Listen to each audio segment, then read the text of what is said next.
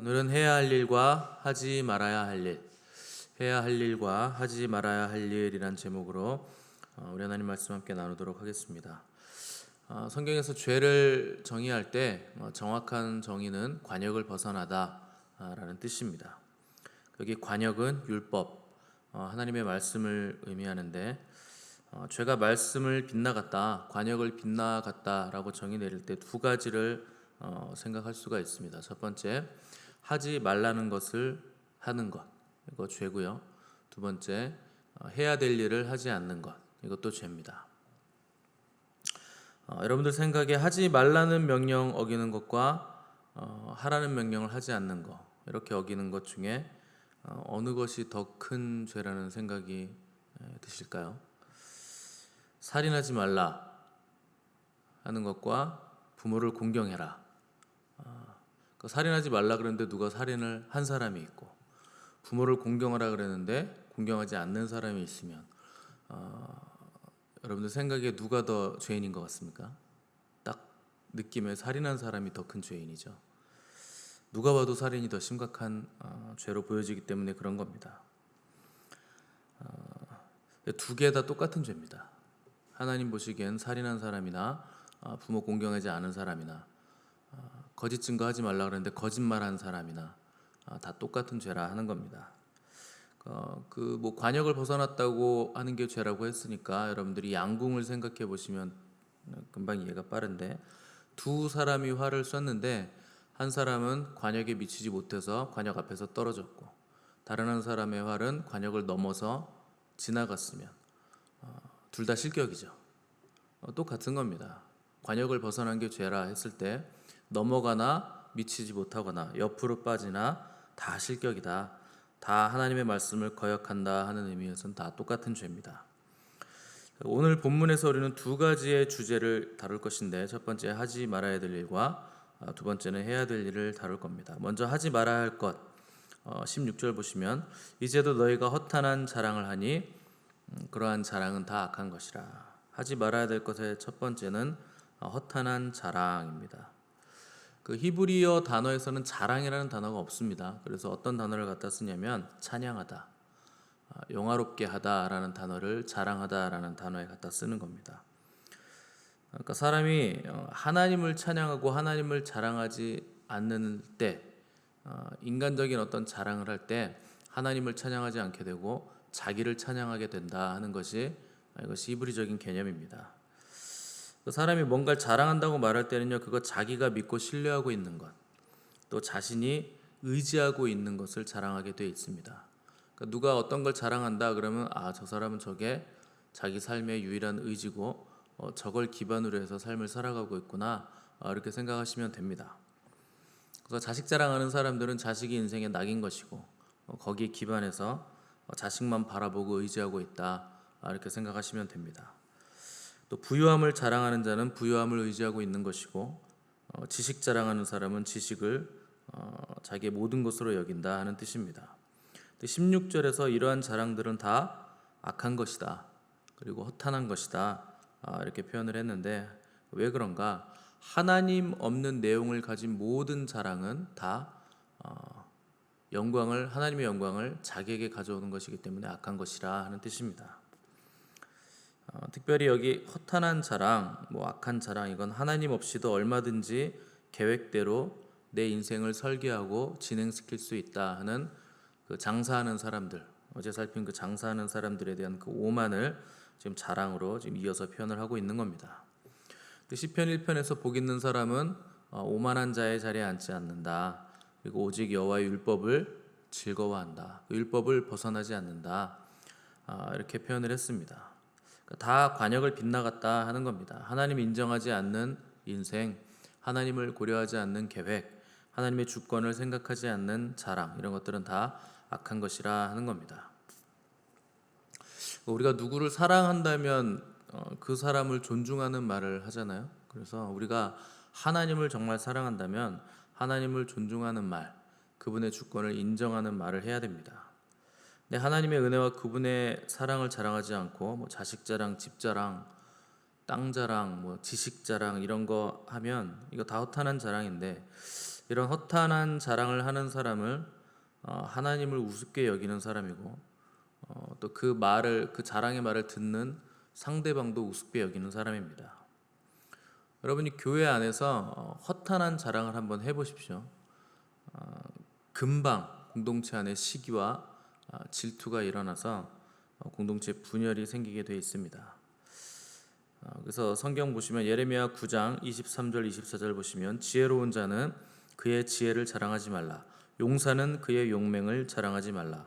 부자는 그의 부함을 자랑하지 말라. 자랑하는 자는 이것으로 자랑할지니 곧 명철하여 나를 아는 것과 나 여호와는 사랑과 정의와 공의를 땅에 행하는 자인 줄 깨닫는 것이라. 나는 이 일을 기뻐하노라. 여호와의 말씀이니라. 이렇게 기록이 되어 있습니다. 그러니까 하나님께서 기뻐하시는 것이 뭔가 하나님을 아는 것을 자랑하고 하나님이 사랑과 정의와 공의를 땅에 행하는 것을 깨닫는 것, 그것을 자랑해라. 그러니까 하나님 아는 것, 그리고 그분이 어떤 분이신지를 더 깊이 깨달아가는 것을 자랑해라. 이것을 하나님이 기뻐한다 하는 겁니다. 그러니까 허탄한 자랑은 결국 하나님보다 자신을 높이는 것이고 하나님의 영광을 자신이 차지하는 것이기 때문에 우리의 자랑은 오직 우리 주님 또 하나님 그분을 아는 것과 그분의 선하심만을 자랑해야 한다 하는 것입니다. 우리 속담에 왜 사촌이 땅을 사면 배가 아프다 그러잖아요. 여러분 그런 거 경험해 보신 적 있습니까? 진짜 배가 아픈 거? 그 친척이 잘 됐다고 하니까 진짜로 배가 아픈 거. 그 사역을 해보면 압니다. 그 시기와 질투의 영은요 배의 자리를 잡거든요. 그래서 진짜 배가 아파요. 처리해주면 배도 안 아프고 설사도 안 하고 말끔히 낫게 되는데 그게 다 영적인 겁니다. 그래서 여러분들이 허탄한 자랑을 하면 누군가 배가 아플 것이고 또 교회 안에서 하나님 없는 어떤 인간적인 자랑을 하면 금방 시기와 질투가 일어나게 될 것이고 공동체가 분열되는 와해되는 일이 생기게 될 것이라 하는 겁니다. 자, 다음으로 하지 말아야 할 것. 야고보가 오늘 하지 말아야 할 것을 해야 될 것을 얘기했는데 하지 말아야 될 것은 허탄한 자랑이고 해야 될 것은 선행입니다. 선행. 그래서 야고보는 선을 행할 줄 알고도 행하지 않으면 죄라 이렇게 기록을 했습니다. 무슨 말인가? 하나님의 백성들은 하나님의 뜻대로 살아야 된다. 심플하게 이런 얘기입니다. 그러니까 선이라고 말하면 우리는 뭐 어떤 일을 행해야 선인가, 이것은 선이고 저것은 선이 아닌가 이런 생각을 하기 쉬운데 지금 야고보가 말하려고 하는 건 어떤 세부적인 디테일한 사항을 말하는 것이 아니고 선이란 뭔가 하나님을 아는 것이고 하나님을 믿는 것이고 하나님의 뜻대로 사는 것이다 얘기를 지금 하고 있는 겁니다. 대개 교회 사람들이 나는 평생 살면서 크게 선한 일을 하지 않았지만 뭐 그렇다고 누구에게 큰 잘못 저지른 적도 없습니다. 이런 말 하시는 분들이 있거든요. 여러분 성경이 우리에게 원하는 선은 그 수준이 그 정도 수준은 아닙니다. 그러니까 우리가 도달해야 할 그 선의 수준은 훨씬 더 높고 위대한 지경에 있는데 초신자가 처음에 교회 오면 매일 듣는 말이 죄인이라는 말이죠. 우리가 죄인이다. 근데 이 말이 이해가 안 되는 이유가 내가 딱히 죄를 지은 적이 없다고 생각하기 때문에 왜 자꾸 나보고 죄인이라고 하나 이런 생각이 들기 마련인데 그건 뭐 당연한 거죠. 내가 남의 것 뭐 뺏은 적도 없고 남의 눈에서 피눈물 나게 한 적도 없는데 왜 자꾸 죄인이라고 하나 이해가 안 되는 겁니다. 근데 여러분 그건 자기 생각이죠. 죄의 기준을 누가 정할까요? 하나님이 정하십니다. 자기들 생각에 내가 죄인이 아니라 생각하는 게 죄인이 하는 생각입니다. 죄인이기 때문에 그런 생각을 하는 거죠. 어떤 나라에 가면 식인을 하는 게 죄가 아닙니다. 우리나라에선 식인을 하면 죄죠. 사람을 먹으면 당연히 죄죠. 근데 식인 풍습이 있는 나라에 가면 죄가 아닙니다. 관역이 움직이죠. 인간적인 그 기준으로 따지자면 기준이 천차만별입니다. 그런데 절대적인 기준이 우리에게 필요한데 그 기준이 바로 하나님의 말씀입니다. 하나님이 죄라고 하면 그게 죄인 겁니다. 그래서 죄는 단순히 도덕적이거나 윤리적인 문제이기 이전에 가장 근본적으로 하나님을 알지 못하는 것이 죄입니다. 모르는데 왜 그게 죄입니까? 모르는데 어떻게 제가 합니까?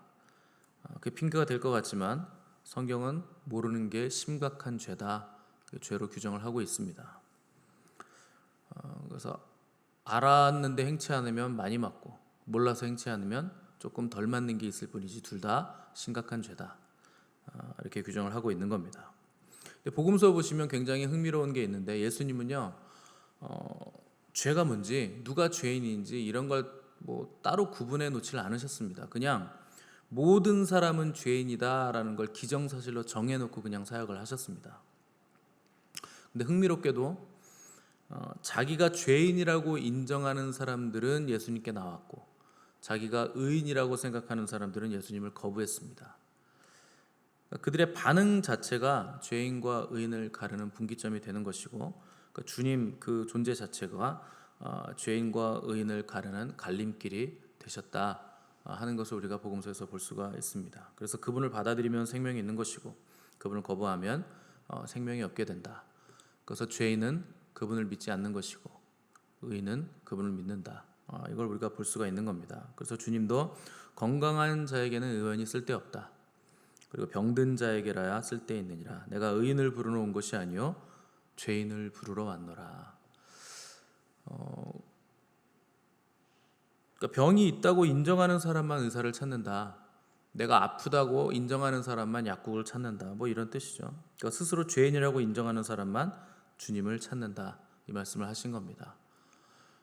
그럼 질문입니다. 저 여러분은 죄인입니까? 의인입니까? 여러분들이 의인이라고 생각하고 계신다면 예수님과는 상관없는 사람이 되는 겁니다.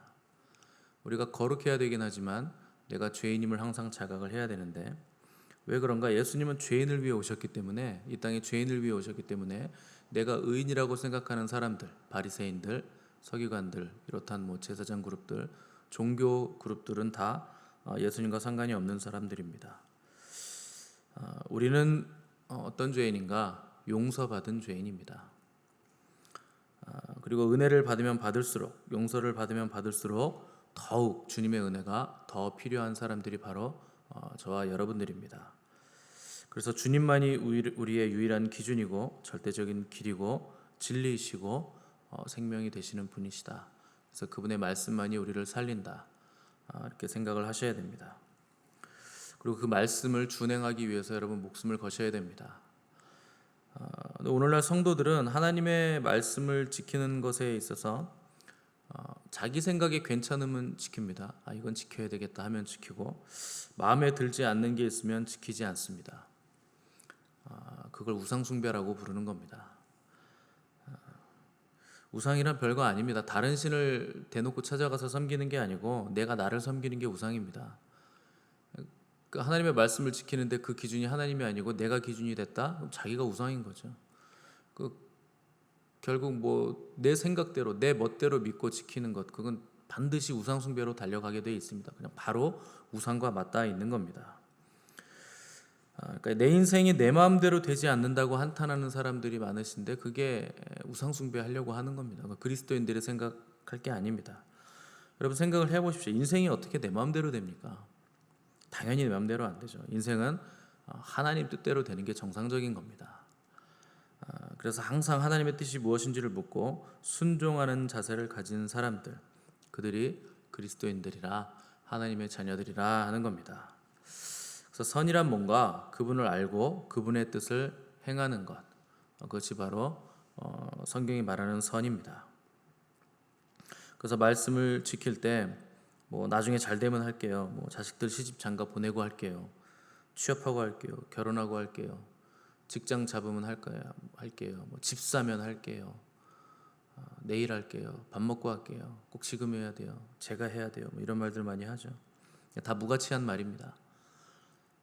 가난할 때 못하던 헌금을 부자일 때 어떻게 합니까? 더 힘들죠. 젊을 때도 못한 주의 일을 나이 들어서 한다? 나이 들면 힘이 없거든요. 더 못합니다. 다 쓸데없는 말이고 다 거짓말입니다. 여러분들이 어떤 일에 대한 알미 생겼다면, 지식을 얻었다면, 그 지식은요 실무에 적용할 때만 가치가 있는 겁니다. 뭐 실컷 뭐 인터넷으로 뭐 뭘 배우고 뭘 했는데 실무에 적용하지 못한다. 그거 다 뜬구름 잡는 일을 한 겁니다. 돈과 시간만 낭비하고 내 에너지만 낭비한 것이지 아무런 열매도 맺지 못하는 겁니다. 이론만 가지고 계속 노는 거 아무 소용이 없다 하는 겁니다. 그래서 성경 보시면 에베소서 4장 15절에서 오직 사랑 안에서 참된 것을 하여 범사에 그에게까지 자랄지라 그는 머리니 곧 그리스도라. 자, 사랑 안에서 참된 것, 선한 것을 하여 행하여 범사에 그에게까지 자랄지라. 자, 이론이 아니고 실제로 하라는 얘기예요. 그러니까 사랑 안에서 참된 것을 하여 범사에 그에게까지 자랄지라. 그러니까 우리가 주님에게까지 자라는 것을 하나님이 원하시는 것인데 그 비결은 뭔가? 사랑 안에서 참된 것, 선한 것을 행하라 하는 겁니다. 또 13절에 보시면 우리가 하나님의 아들을 믿는 것과 아는 일에 하나가 되어 온전한 사람을 이루어 그리스도의 장성한 분량이 충만한 데까지 이르리라. 그러니까 에베소서 4장 13절에서 15절 말씀은 믿는 것과 아는 것, 참된 것을 행해서 그리스도의 장성한 분량이 충만한 데까지 자라나라, 이 얘기를 하고 있는 겁니다. 실천하지 않는 암, 행하지 않는 이론은 다 무가치한 것이다. 실천하지 않는 선행도 무가치하고 알면서 행하지 않는 모든 것은 그냥 아는 만큼 죄가 될 뿐이다 하는 것을 얘기하는 겁니다. 왜 어떤 사람들은 믿음이 신앙이 계속 성장하는데 어떤 사람은 정체하는가? 왜 항상 배우나 진리에 이르지 못하는가? 행하지 않기 때문이죠. 항상 성경 공부만 하고 양육반만 하고 뭐 공부만 하고 묵상만 하고 읽기만 하고 실제로 행하지 않는다. 그러니까 그리스도의 장성한 분량한 데까지 자라나지 못한다. 항상 배우나 진리에 이르지 못한다 하는 것입니다. 그래서 오늘 야고보가 우리에게 주는 교훈은 두 가지입니다. 첫 번째, 하나님을 기억하라. 모든 것에 하나님이 있어야 된다. 두 번째, 오늘 할 수 있는 일을 오늘 하라. 머리로만 하지 말고 실제 몸으로 움직여라. 두 가지입니다. 이 모든 것을 하나님의 뜻 안에서 성령님의 인도를 받으시고 또 주님의 영광을 위해서 할 수 있는 일을 행하시는 저 여러분 되시기를 간절히 바랍니다. 함께 기도하겠습니다.